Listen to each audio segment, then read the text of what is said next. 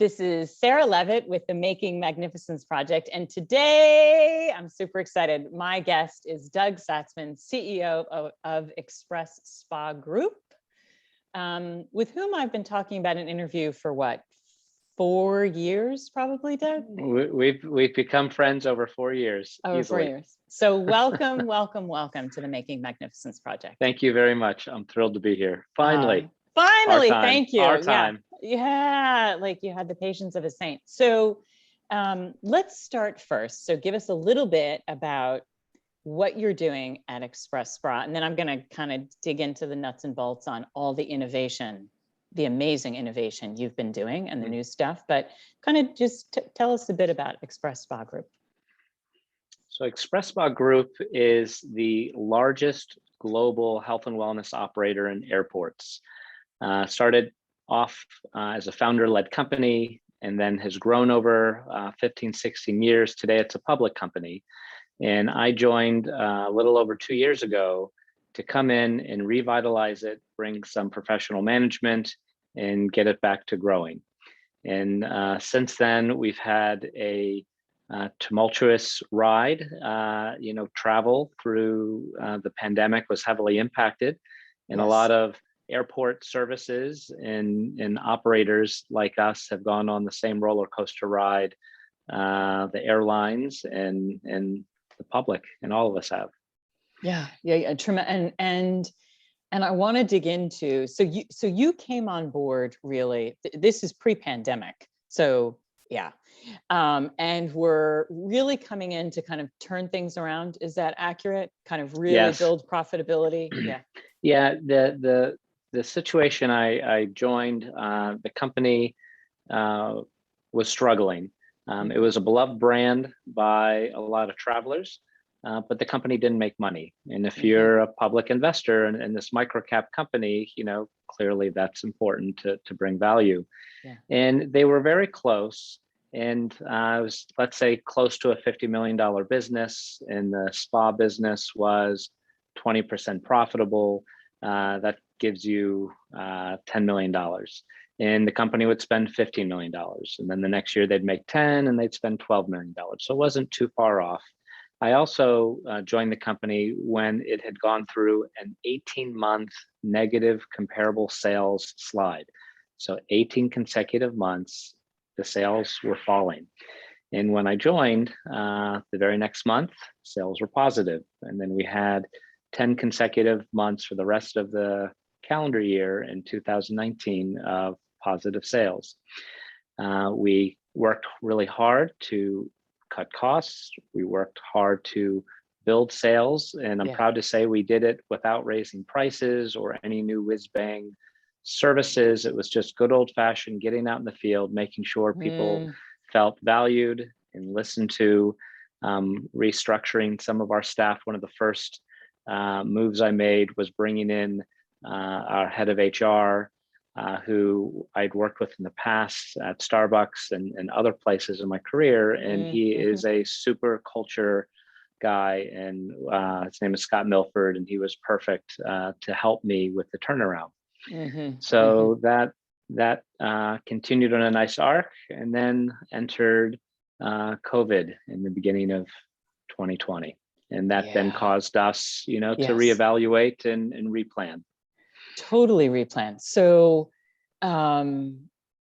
so I'd like to talk about, because in a recent conversation that you and I had, you said basically, it was innovate or die. And I think so many across industry, but particularly retail, were up against that innovate or die. So you see the pandemic kind of, the groundswell with it, I'm guessing in early. When did you know, let's back up a little bit. When did you know, like, wow, this thing's not going away anytime soon, and we've got to start really making some moves? So I can remember it like it was yesterday. We were very focused on execution, rebuilding the business, and we're tracking it weekly and daily. So we were very close to what was happening with consumers at the very front line of our business. And I'd share, we had 10 consecutive months of positive sales. That was the balance of 2019. And then in January, our sales were basically flat. They didn't fall. They weren't growing from the previous year. And we said, okay, what's happening? Because we haven't done anything different. And what had been working, in the past 10 months should have continued. And it wasn't like the January the year before was spectacular or anything. So we were scratching our heads and, rechecking all of our marks internally, of course, looking in the mirror first. And then in February, we had slightly negative sales, and you could feel and see something was happening with the customers. You started to see less people traveling. You started to hear in the news more and more things happening around the world. And airports are the borders for most countries, especially the US, who doesn't have many direct border neighbors. And so you watched the concern of a virus, coming into our borders, possibly through airports. And not only did you see travel falling, but in our services, they're very personal. It's high touch. Some people were, and it's discretionary. No one, oh my God, I have to have a massage when I go to the airport. Right. I recommend it because they're awesome, but nobody needs it. So some people are like, I think I'll wait a little bit and I'll just continue on. And so that's where the field was telling us they started seeing some things change. And by another big sign was when you started seeing major companies publicly announcing they're suspending travel. And business travelers are a big part of our customer base at that time. And so you could watch it week by week deteriorate. And then by the end of March, all of our businesses, and we had 50 locations and 25 airports at the time. In every jurisdiction, we were deemed a non-essential use, appropriately so. But we started closing temporarily some of our units before then, and it started with the lowest volume and the most vulnerable units, leaving the strongest ones still operating. And then we would, it got down to daily make an assessment with our ops teams on which ones we would start closing and putting in hibernation, as we went to call it. And then by the end of March, I was sitting on my couch, like so many people, just watching the news, feeling paralyzed, not sure what to do. And my full organization I had to furlough at the time, other than maybe 5 of us to continue keeping basic lights on. Wow. So, so this is early days of 2020 and of the pandemic. Talk to me about kind of the timeline. So you're sitting on the couch, to your point, like all of us, kind of like stunned and paralyzed. When and what were the wheels that started turning about, innovation? Let's start, when did you turn that burner on within yourself, I think is what I'm curious about. So as a leader, you feel a immense responsibility for the people who work for you and providing for them, just like you provide for your own family. And you think of, okay, well, is this, a 2-week thing or a 4-week thing? And, we can all tighten our belts and get through it, or maybe a couple months, at the time people thought, or is this a new world that's unveiling or appearing in front of us? And as it start to set in that, we probably won't be returning back to work in a matter of weeks.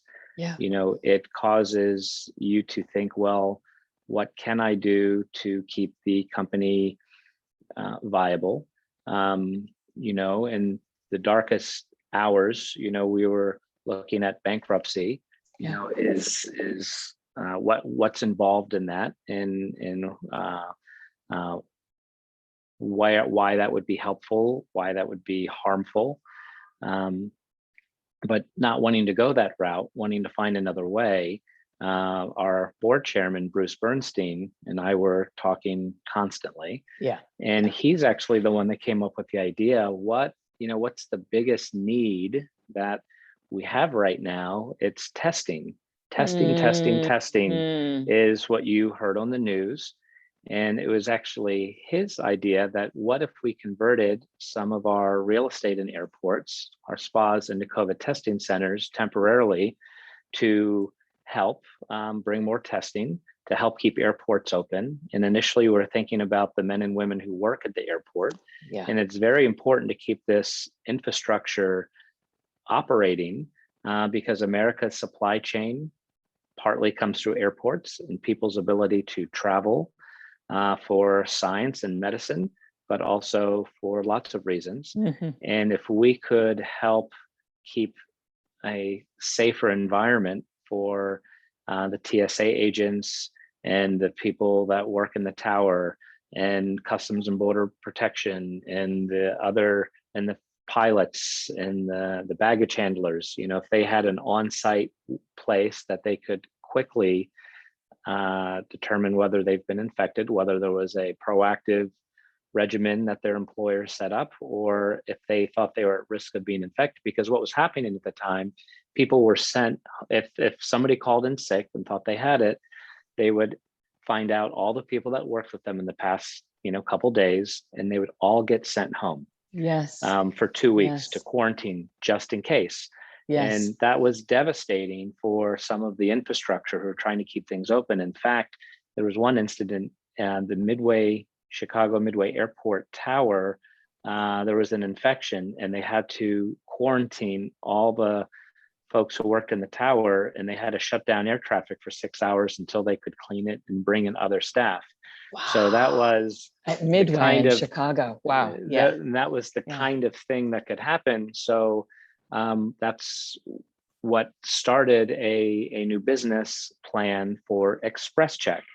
And in under 75 days, we went from idea to concept to pilot, and had the first one open in JFK Terminal 4 here in New York City by June 2020. And we were the first one in the country to do COVID testing in airports. And that then birthed a whole new business line for us that's still extremely valuable and important for travelers today. But it was an incredible journey and learning path to go from being food and beverage and hospitality executive to health and wellness for a year into medical, the medical field. There's so many questions I have, and so 75 days, Doug, that seems like a pretty quick pace when we talk about innovation. And again, I remember it really struck me when you said, it was clearly it was innovate or die. So what would you say were the ingredients within you as a leader that allowed you to execute on that so incredibly rapidly? And what were the factors within the organization, you would say?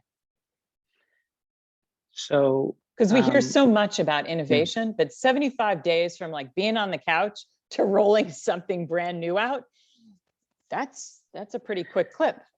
Yeah, well, it helps when you can work 16 to 18 hours a day for a while. Nothing like innovate or die to fuel your passion. But we started with a very small team, and we met every day for hours, talking through any angle, sharing learnings, giving out assignments, and then breaking apart, and then coming back together and comparing notes, updating each other, breaking apart, and then coming back together.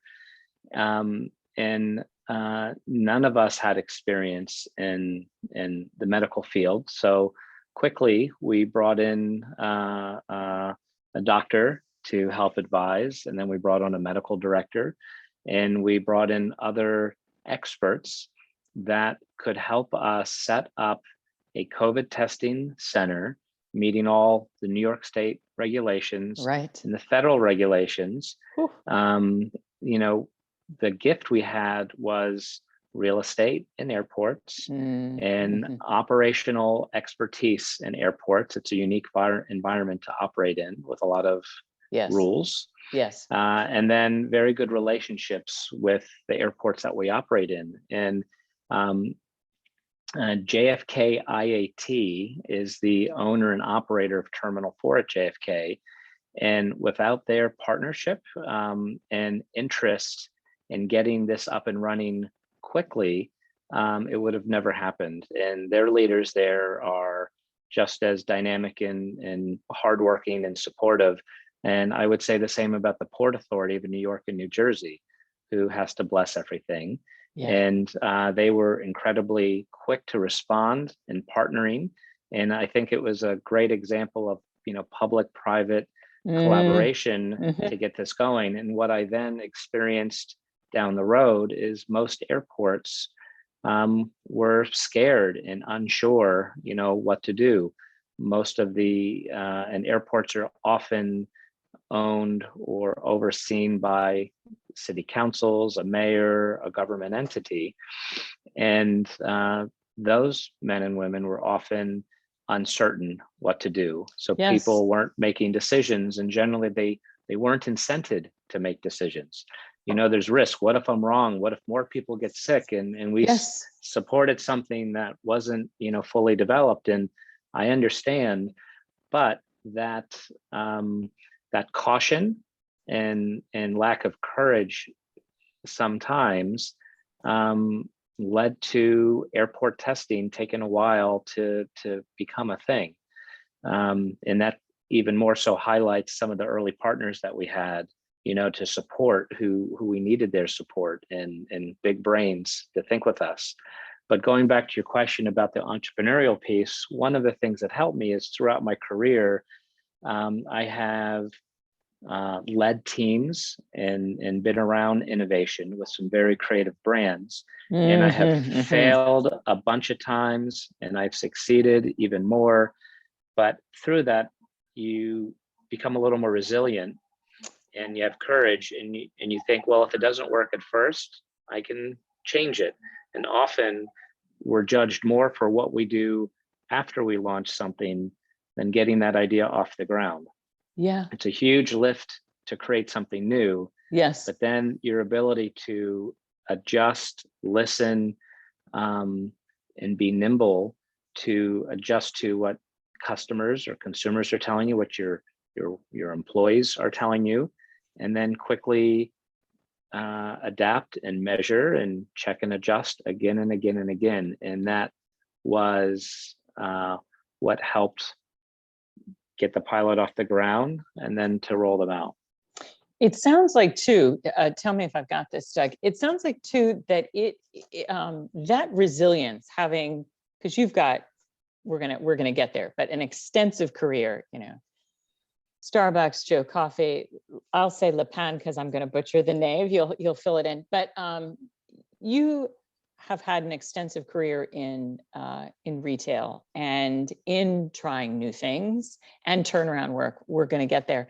It sounds like that ability to try and flop and then iterate from there is what, in your mind and heart, might mitigate the risk of the leap in the first place. Is that accurate? Absolutely. What's the worst I can do is fail. I'm already in a tough situation. So, yes. And it doesn't mean doing things in a reckless manner or an uncalculated manner, but taking action and making some decisions when there's not a clear decision. Yes. And that often is where leaders can falter. Yes. I still struggle with that. I want data and information, but at a certain point, you need to make a call and then go. And what I've learned that it's more important to make the call and get going than the potential benefit of waiting 3 more months till you have, 90% of the information. If you have 70, 65% of it in experience and a gut you rely on, that time you save makes a big difference in the end product, in the outcome of the results. I was going to ask you about, so, the innovate or die, you were innovating and you're still innovating. I want you to kind of catch us up to the XpresSpa Group, right now to date. But I was going to ask you about your decision-making and risk mitigation, but I think you've laid that out, which is if you've got enough of the, to your point, what's the worst thing that I can do, which is fail? Well, been there, done that. I'm going to take in all the information I can. And it sounds like time lost is worse than a poor initial decision. Yeah. Because you can always adjust your decision. Because you can adjust. And that adage, fail fast. Yes. Yes. When you can stick to that most times, that helps support quicker decision making too, because yes, you also have the confidence to admit you were wrong or you made a mistake. Yes. Yes. And yes. And I didn't mention this yet, but it's very important the people that join you on the mission, that they're true believers, and then in the mission, and then empowering them and allowing them to make decisions. And each of the teams I've worked with in my career will quickly learn, where I might want to be involved and where they have full autonomy, and then that over time develops into a very efficient, productive relationship. But it starts with the right people, trusting them to do their jobs. You hired them because they're professionals, so let them do their thing. Which is huge. I mean, so many of the leaders I work with, that's part of the work we're doing is shaping that team into something that can essentially function without them. Know when to kind of say, SOS and to go about their business. It's funny. I've given this advice to those I've mentored. When I've worked in big companies and worked my way up, I was very quick to share everything I knew with the people that worked for me, and would work myself out of a job. But what would happen is then they would say, okay, you've done all that you can do here. We're going to move you to another assignment. Yes. And do it again. And instead of you being upended or dismissed, it leads to more opportunity because you're there to teach and to share and to reach your hand up and pull people up. Yes. Like I've had people reach their hand down to me and pull me up. Nice. A couple things on innovation, and then I want to kind of shift to a big chunk of your career at Starbucks, where you were doing just that, particularly in the realm of turnaround work. But before we get there, so I'm also hearing too in the decision-making, Doug, that this was a pilot. So it was, we're going to, in 75 days, we've got a pilot. I talk to clients about that all the time as well. Like, let's kind of, put some shape and parameters around this experiment. Was that deliberate? Yeah. Absolutely deliberate, because frankly, we didn't know what we were doing. Yeah, we were creating as we were going. We had visibility and expertise to how medical centers run, but this would be a little bit different. And in the traveler environment with different constraints of schedules. And it worked. And then we did 2 more. So I'll give you, one example of innovation after the pilot. Conservatively, we built this big tank of a pop-up medical clinic. We were given an open space. And when I say pop-up, it's, freestanding and has an open ceiling. It's not meant to be a 10-year lab, but we built it to cover any foreseeable situation. And we overbuilt and overspent, and we spent $500,000 each time to build something that might be a 6 to 12 month thing, which is not a viable investment.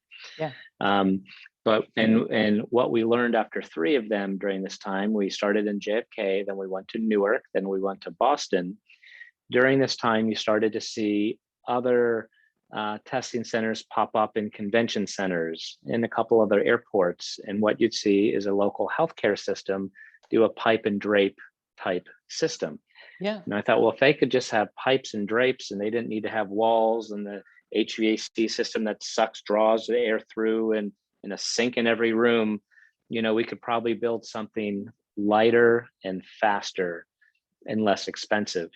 And that led to the next 10 that we built. Wow. Picture going to a convention trade show, and you have the trade booths. We had aluminum frames and these wipeable panels that would slide in, and an open ceiling, kind of like cubicles. And we created our own modular system. And the benefits were we could get them up in 2 weeks. You didn't need the same permits because they weren't structural. They didn't have plumbing. We just needed to bring electric to it. And they cost 100 to 150,000 instead of 500,000. Yeah. And I could build these inside of a closed XpresSpa.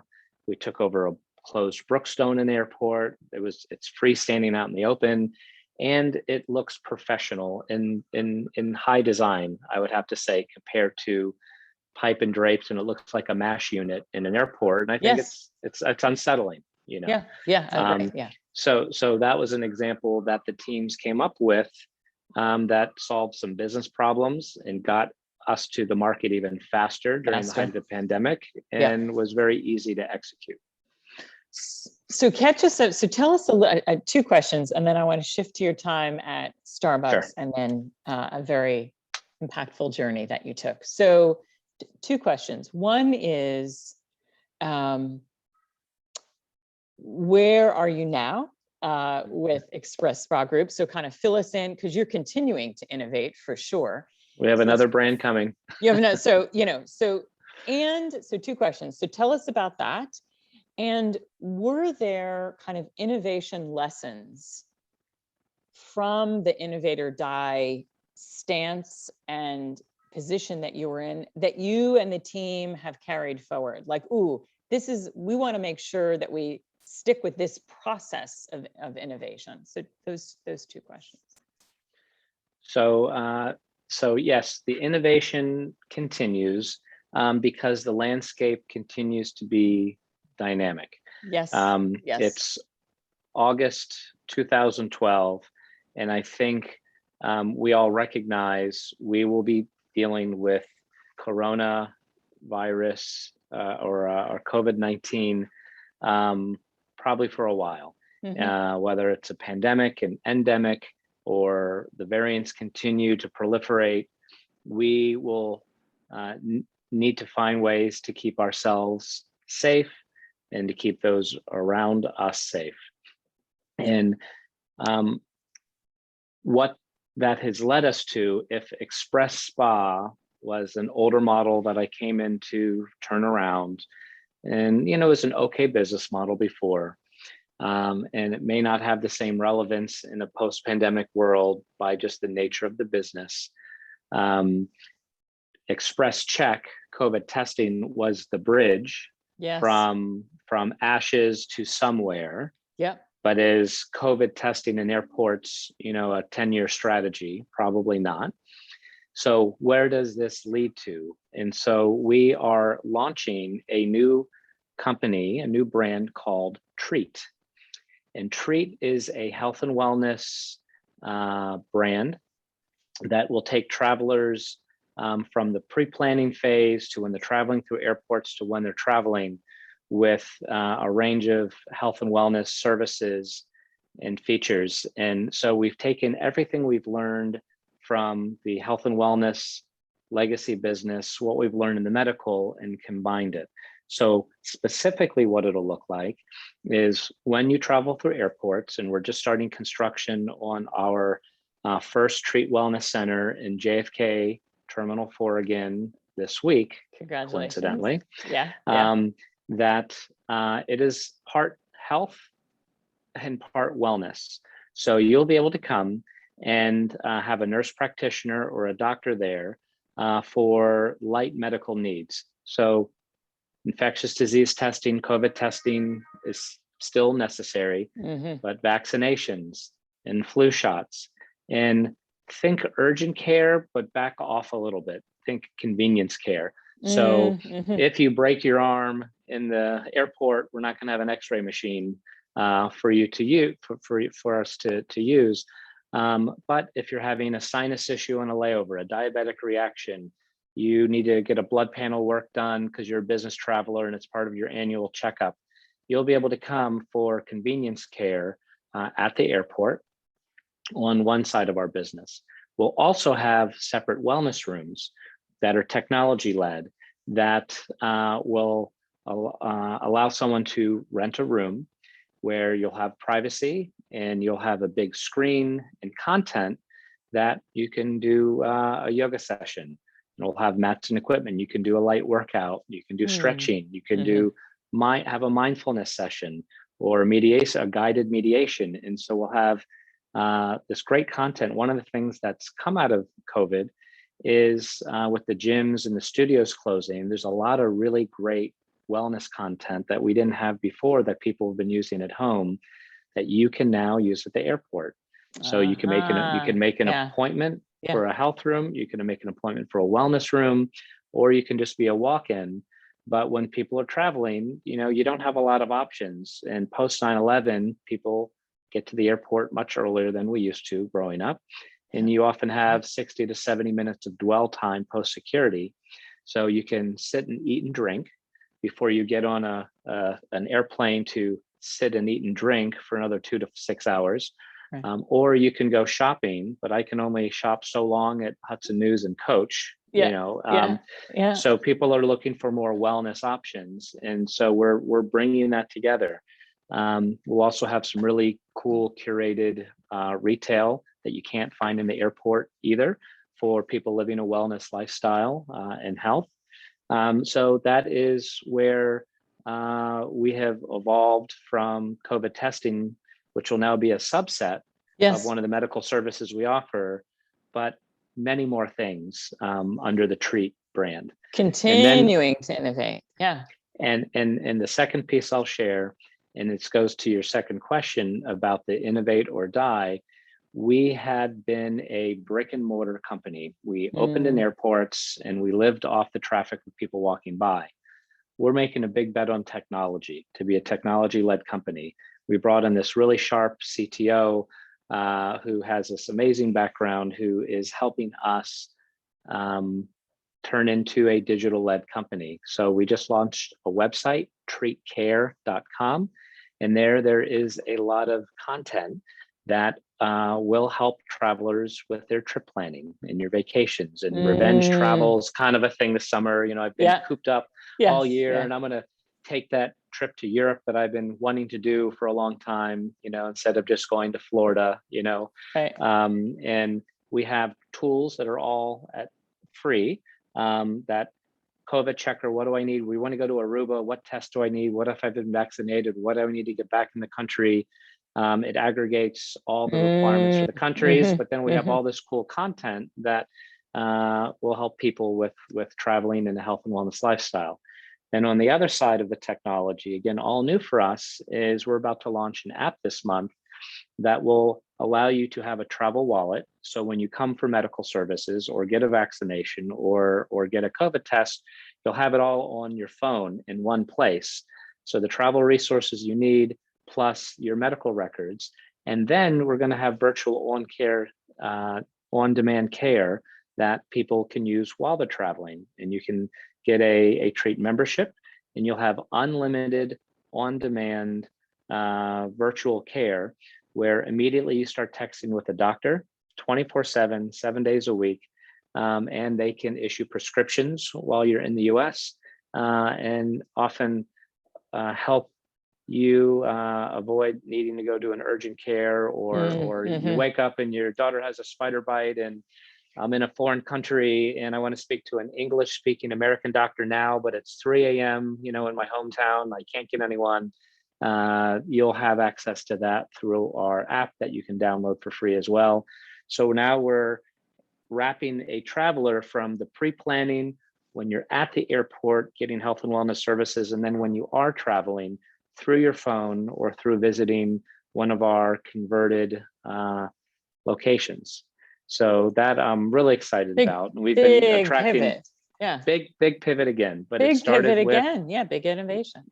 what's happening now in a post-pandemic world. People want to get back to traveling, but they want to do it safely and responsibly. Yeah. Yeah, no, big pivot. I'm just thinking of the journey from where you started. You know, I'm thinking, yeah, wow. So congratulations on the innovation. Thanks. So you spent 14, 15 years, Doug, at Starbucks as an executive. And then as you've described it to me, it was kind of a 3-act play. The third act, you were really asked to be doing some turnaround work in Europe, Russia, Middle East, Africa. Do I have it? You got them all. I got them all. And it was during this time or just after this time. So you're doing this significant turnaround work.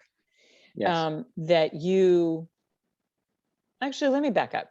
Do you think that helped you with this innovative mindset and creative mindset that you have when it comes to innovate or die? Yeah, well, Starbucks is one of the brands, you know, that I can think of that has been a model of innovation and listening to customers, listening to their people, and coming up with new products, new formats, and that has allowed them to sell more coffee and other things all around the world in all types of formats. And you know, you mentioned, you know, a 3-act play. My first act there was in the development and growth of real estate and strategy.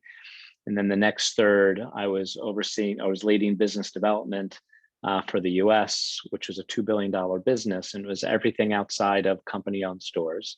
And then the third act was leading EMEA and moving my family to Amsterdam, which again was an eye-opening experience. And that's another country that really does innovation, and there's a lot of creativity in Holland.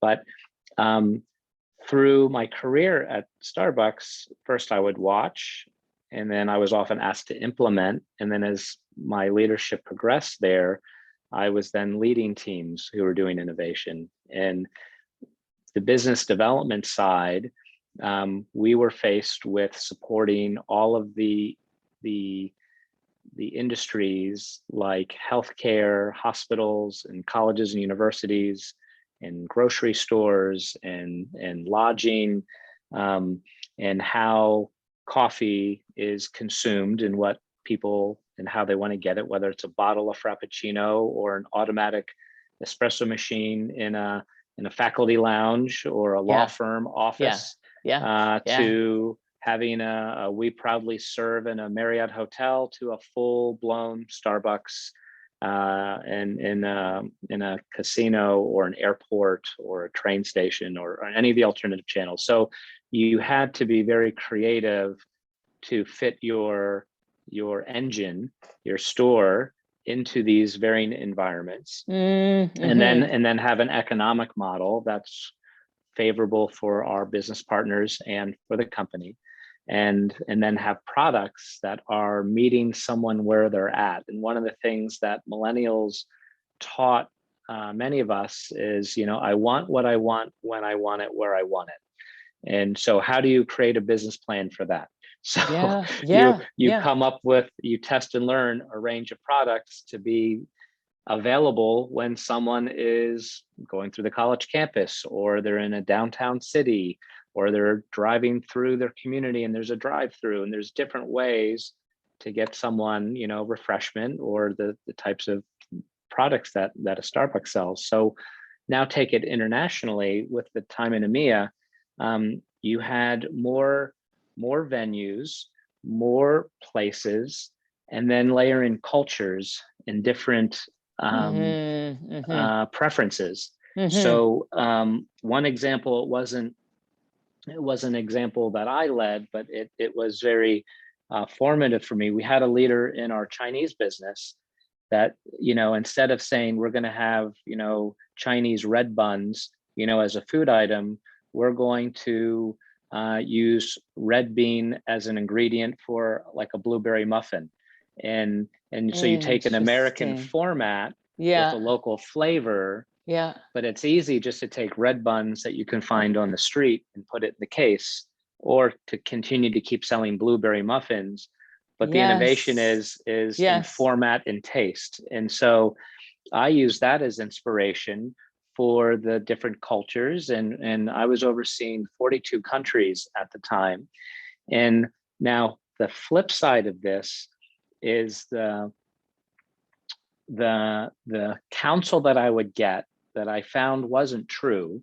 And I understand where it came from is everywhere I went, people took a lot of time to impress upon me, how different they were. And listen, you're in this, you're in France now, you're in Spain, you're in Greece, you're in Romania, you're in Norway. And it's not like that. And it's we're not like the others. We're like this. And that's true. Okay, I get it. But now you're in this city. And this city in this country is different than the other cities. So we like it like this.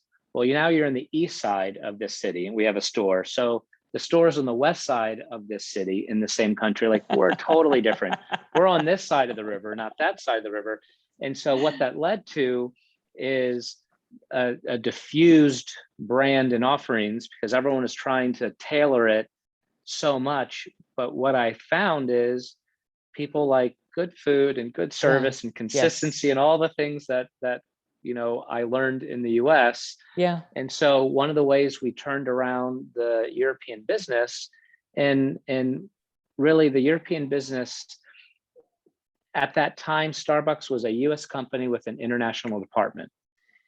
And they moved to a 3-region model. So they broke out the Americas, Asia Pacific, and EMEA. And when that happened, and Europe was isolated, you could more easily see the high rents and the high cost of labor, made it an unprofitable business. So we needed to, address it, and it got its own focus. But part of what was happening is there was so much innovation going in all these different countries that might have 5 locations or 10 locations, and you'd spend all this money creating marketing programs and all these different nuanced changes, and it didn't actually translate into more sales. It just made people feel better. And when we stripped it back to say we're going to have a European program and have 80% the same food, and then 20% we can do something a little different, but we're not going to change out all the food.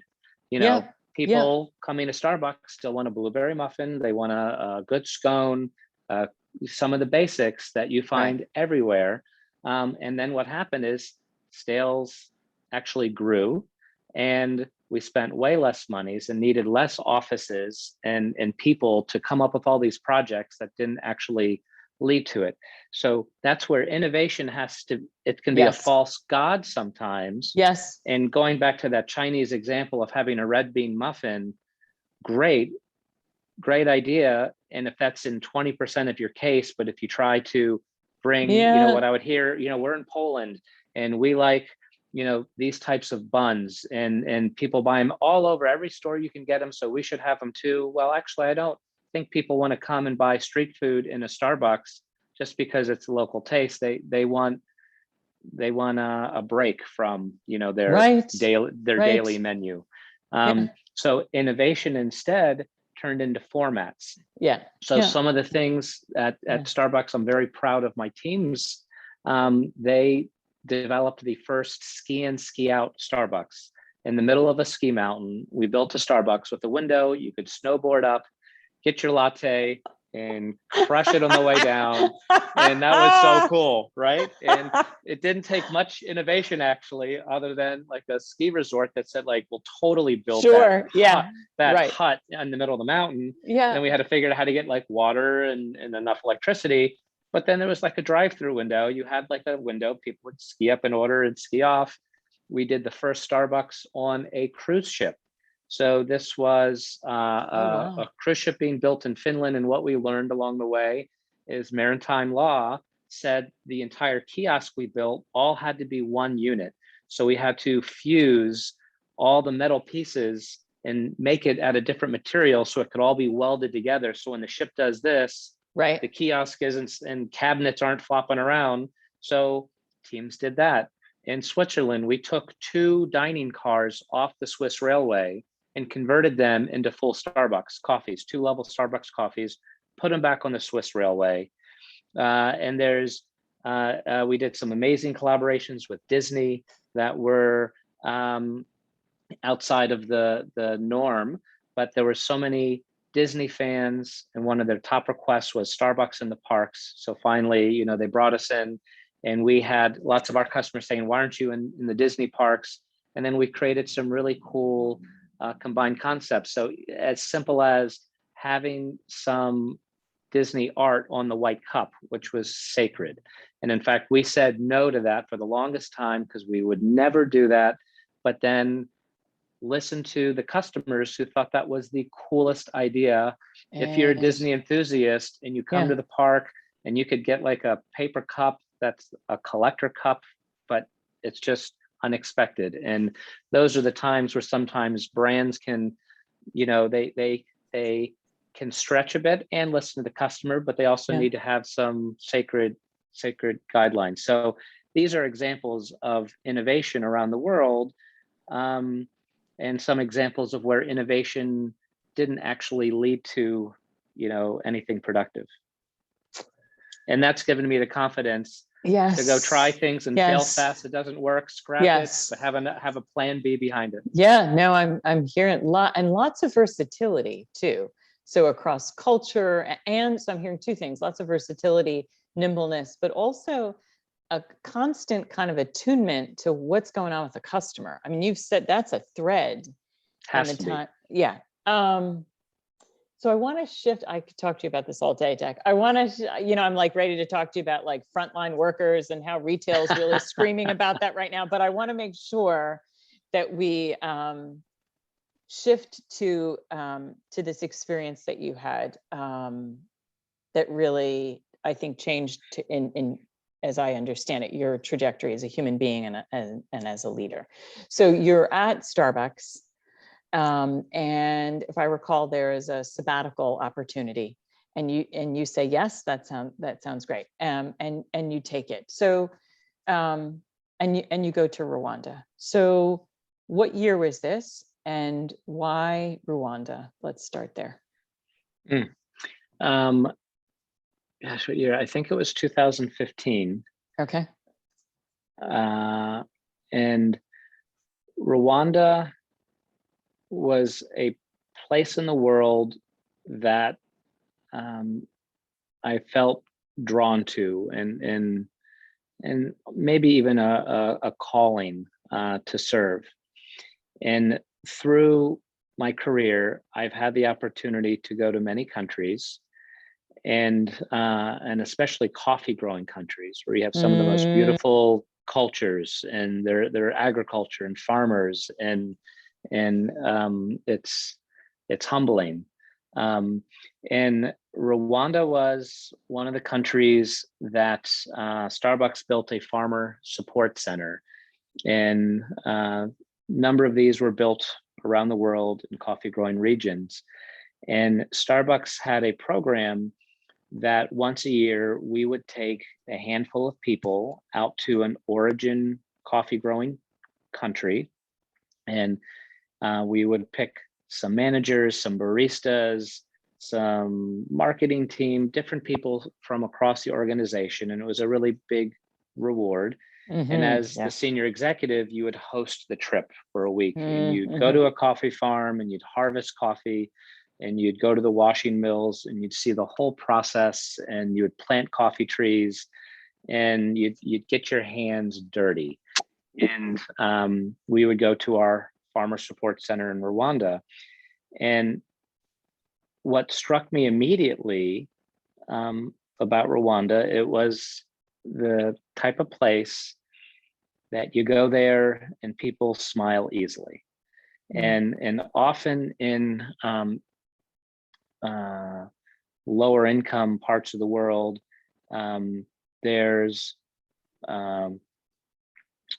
people that are out shaking you down, and they see you as a Westerner, and they want things from you. They want, donations or you to buy their services, and you're getting approached often, or you see big extremes of the affluent and extreme poverty.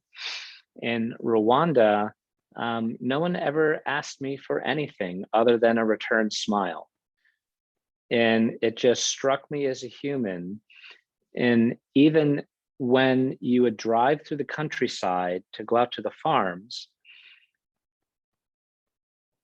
the bus that you'd be on would, come through winding hills, and we'd come through a small village. And whenever a car came through, people came up to the road. And I think curiosity was like something to see, who's coming to see me, or are they driving through? And kids would wave, and people would wave, and people would smile, but you would look out the window and you would make eye contact with like 4 or 5 people. And it's like time would stop, and there was a very human exchange of a smile between each other. And that connection to strangers, driving through, and then it certainly expanded when you would engage with people. It spoke to their culture and their approach to life and their worldview. 95% of the country is subsistence farmers. It's one of the most populated countries in Africa. It's tiny, it's landlocked, and people live below the poverty line. But you would never know it, because people are content with where they are. And not to say that everybody wants to do better, and I'm not saying there's not any lack of ambition or drive, but there is this cultural acceptance of, I'm a farmer and this is my life, or I live in the city and this is my trade. And I thought to myself, if I ever took time off and went back to give back, this is the first place that I would go, because I've received so much as a guest. Mm-hmm. And so what year are you there, kind of touring? Probably 2013 and 2014. Okay. And Starbucks has this wonderful program. After 10 years, you can take a sabbatical, and it can be 6 months or 12 months, and your job will be back for you. It's an unpaid sabbatical, but your benefits just stay intact and your stock benefits do. And I'd never taken one, and it had been 14 and a half years, and it was time for mine. Yeah. And that was the first place that I went to volunteer and find charities. And I took an interesting approach. I don't know that I'd recommend it. I went and figured things out myself. I remember this the first time you and I chatted about this. I was like, huh? Yeah. And it was a classic American, quite not this bad, but like, okay, I'm here. I'm here to save you. And I don't approach things that way, but that when I got to know more people, that was like the joke. Americans just show up and they want to help, but like, what are you going to do? Yeah. So I did research before I went and I had some local connections and friends through working there, but found some specific charities. And I decided I wanted to do things with young entrepreneurs. I wanted to do things with children. And you really need to narrow, what your focus is, because there's so many things. So much to do. And so with that, I went and I got paired up with an orphanage in Kigali, the capital. It's called Les Enfants de Dieu, the Children of God. And it is a place where children, and we haven't talked about the genocide in Rwanda, and that was a very dramatic moment in human history. And to not go into it, but what I find is most interesting is their recovery and response from it, Mm-hmm. and how this community, this culture moved forward in really extraordinary ways. And one of them was how they dealt with orphaned children.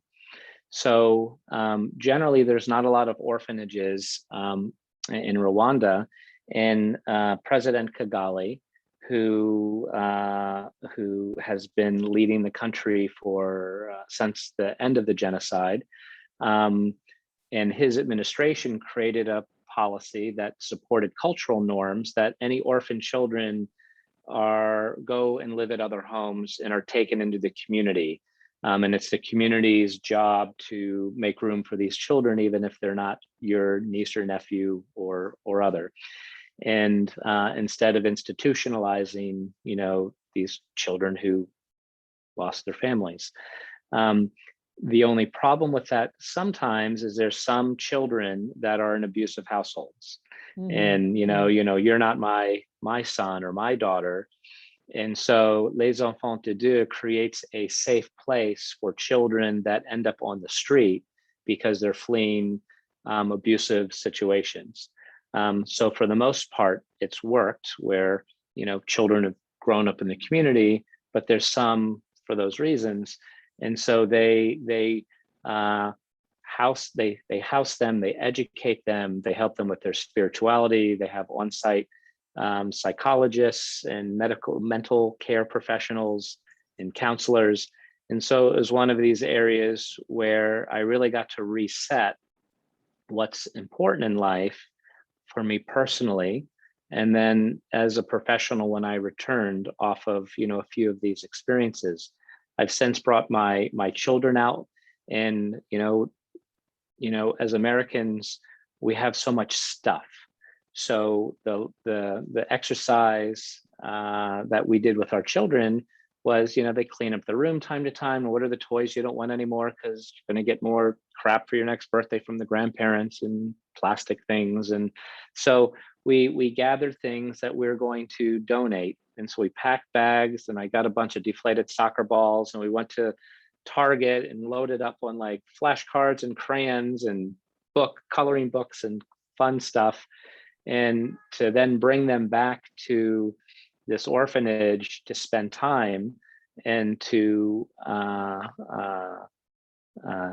give to children who really don't have much.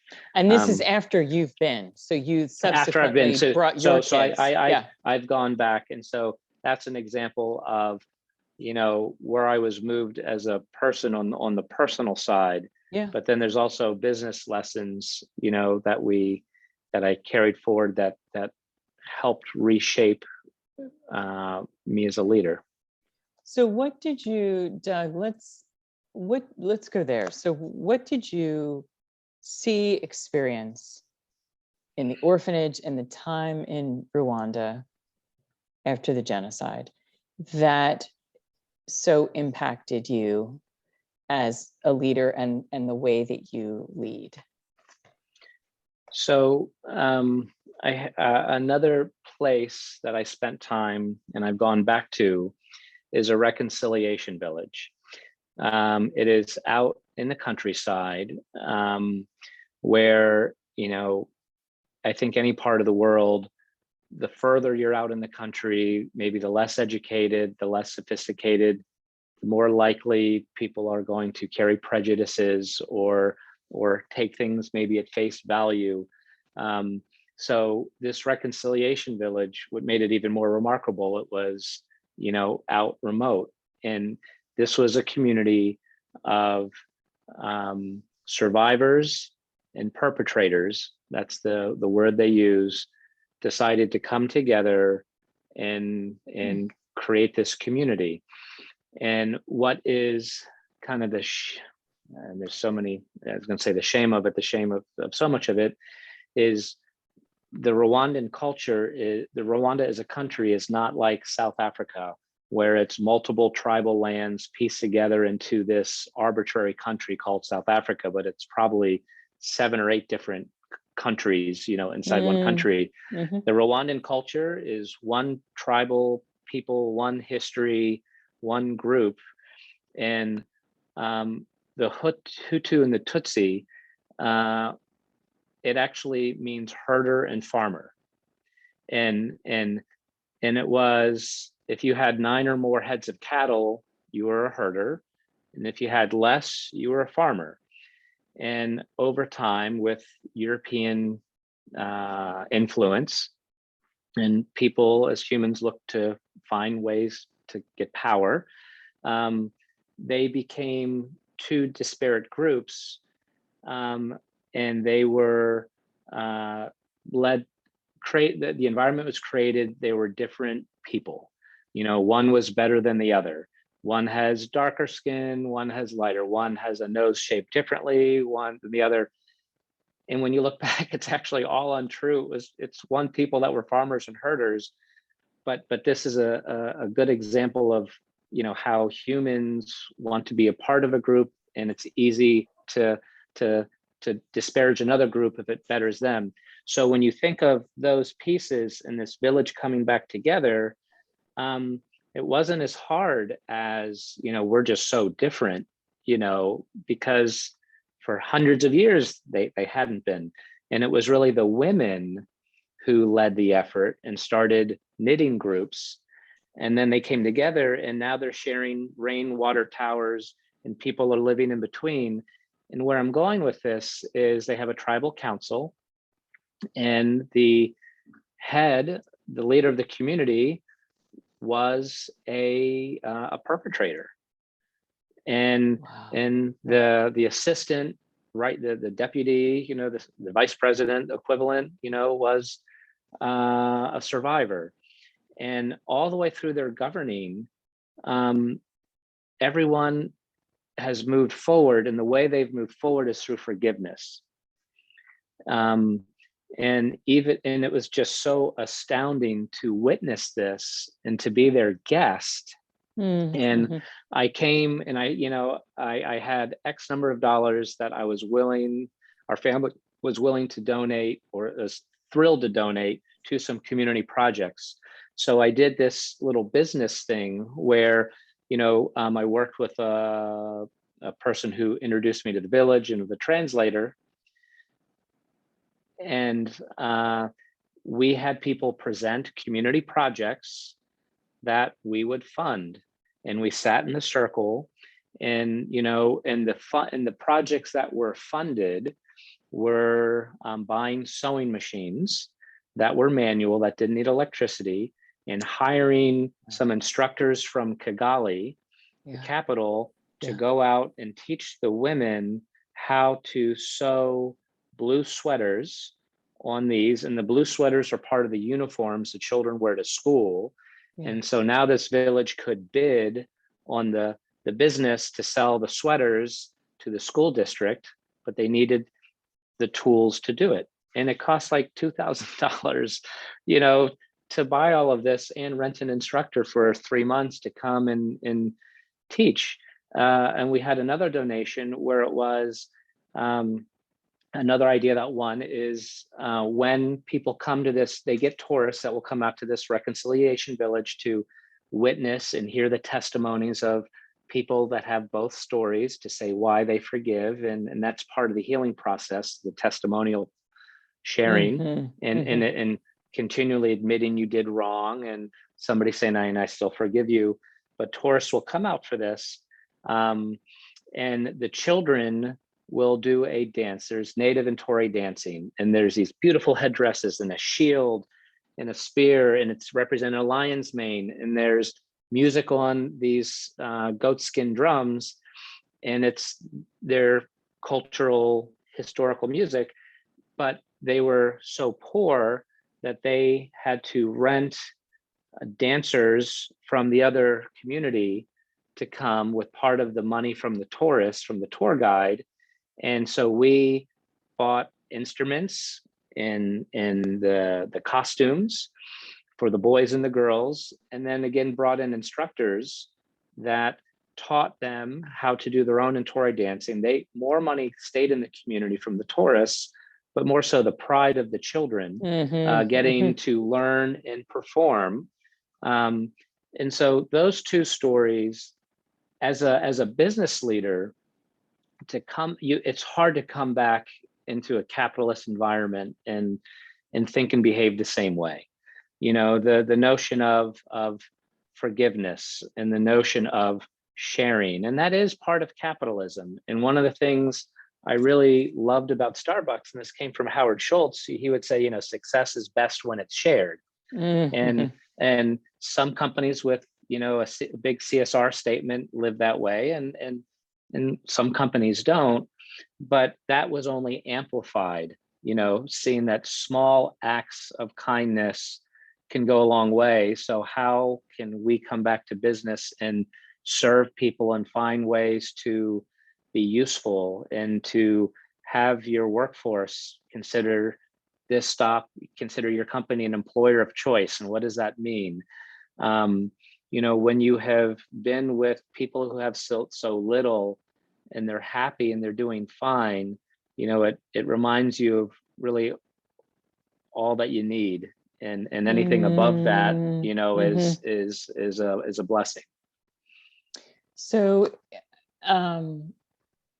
say a little bit more, Doug, about kind of being the influence that the time in Rwanda, the Reconciliation Center, the orphanage, the time there, how that shaped kind of leadership and shaping an organization or a team where you are an employer of choice. So what's the line there that you would say to leaders?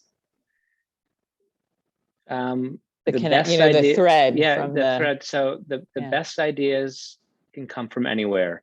Don't sit it at the head of a table, sit at a round table, because it could be that intern, it could be the attorney at the table who has the best product idea. It could be, an admin or your senior director. Titles are less important, but when people are all focused and bought in on a singular mission, and you get an engagement and an ownership. And that's what I saw in that reconciliation community, is they were behind an idea and they were going to show how it can succeed. And how do you create that culture of inclusiveness and having a shared mission? Because anytime you're part of a team like that, your satisfaction is higher, you probably give more, you work more hours because it's it's purposeful, you end up with a better product, teams are humble, you listen to your customer, you listen to your frontline employees. And servant leadership is a great leadership approach that also fits into, and that was one of the leadership philosophies I grew up under. Servant leadership, our goal is to serve those who are doing the work, and it all can click together. So employer of choice is feeling where you're valued and you're listened to. It doesn't mean all your ideas come to bright, but it's the opposite of the ivory tower that sends lightning bolts down, or sends the PowerPoint deck, dun, dun, dun, this is the way we're going to do it, Yeah.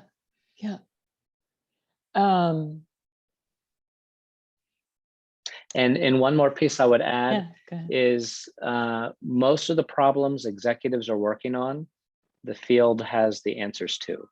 And so you've said the field is a consistent theme, I was Doug. reminded of that again to draw another thread with the Rwanda. The process we went through with the Reconciliation Village community of them presenting ideas, and I came back 2 weeks later and they had prepared that the people you're serving probably know what they need best. And there's an adage from such servant leadership that will say, let the person who's doing the sweeping pick the broom.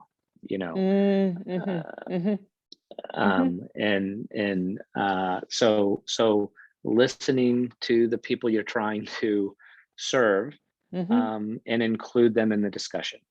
I'm hearing that both internally, so on a team, but also externally when you're customer in retail, customer focused and facing, making sure that you're getting input from the front lines, the field. I mean, that's also been a very consistent theme from when you took over as CEO at XpresSpa Group. You sent people out to say, hey, what's going on? In the little bit of time that we have, well, I could talk to you all day. In the little bit of time that we have left, I like to ask every interviewee for the Making Magnificence Project this last question, which is, what does magnificence mean to you in your own life?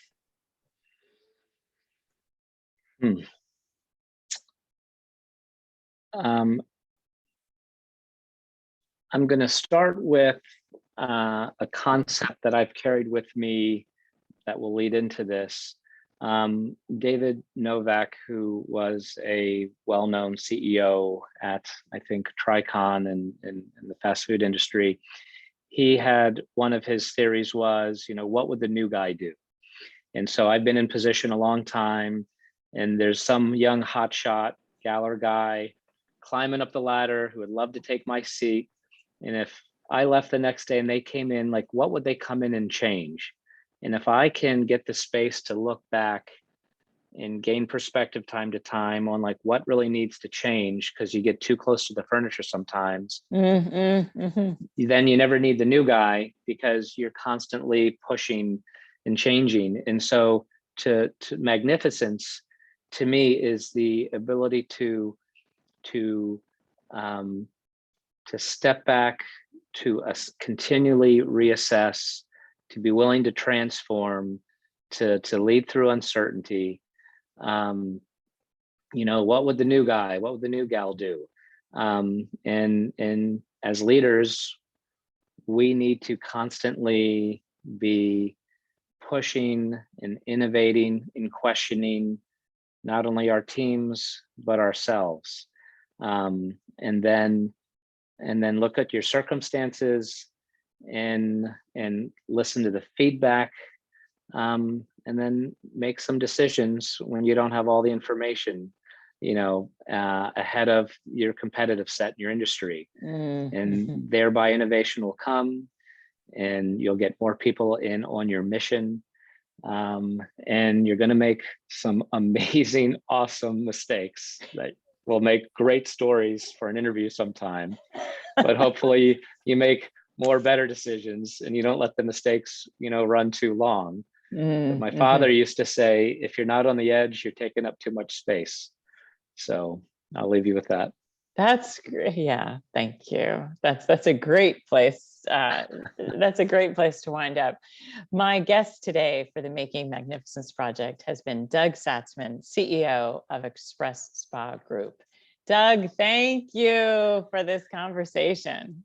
Thank you, Sarah, for your interest in sharing all of our stories. You have a great project, and I love it. So thanks for including me. Thank you.